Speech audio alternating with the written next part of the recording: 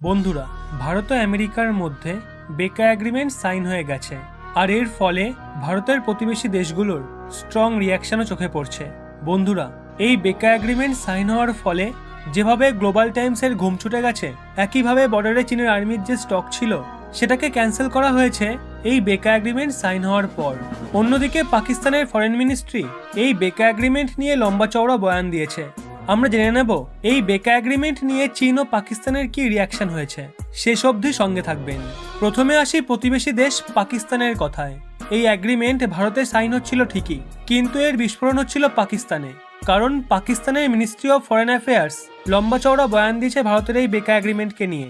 উনি বলেছেন, বেকা এগ্রিমেন্ট জিওপার্সিবল ইনফরমেশন দেবে, আর এই ইনফরমেশন হস্তান্তরের জন্য পাকিস্তানের ভয় পাওয়ার প্রয়োজন আছে। এমনিতেও আজ পাকিস্তানের কাছে যে মিলিটারি হার্ডওয়্যার টেকনোলজি রয়েছে সেগুলো ভারতের সঙ্গে তো এখন ম্যাচও করে না।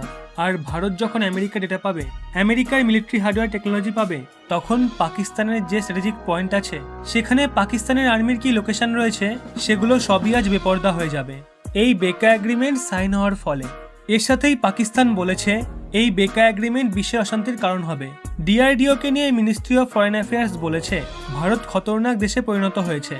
আজ ভারতের কাছে নিউক্লিয়ার মিলিটারি বিল্ড আপ রয়েছে, আর আজ ভারত বেহিসাবিভাবে লাগাতার মিসাইলের টেস্টও করছে।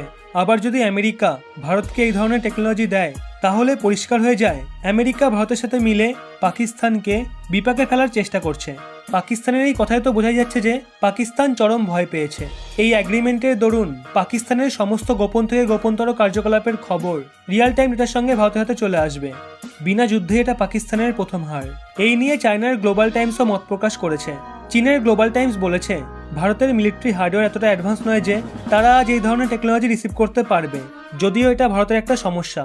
আজ ভারতের মিলিটারির কাছে যদি এই ধরনের হার্ডওয়্যার না থাকে, তবে ভারতের মিলিটারি নিজে থেকে অ্যাডভান্স হবে আর ওই মিলিটারি হার্ডওয়্যারকে আনবে।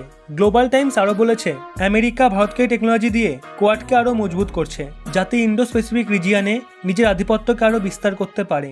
তবে যাই বলুন না কেন, চীন পাকিস্তানে কোয়াডের মিটিং নিয়ে এতটা গুঞ্জন হয়নি যতটা ভারতের 2+2 মিটিংকে নিয়ে হচ্ছে।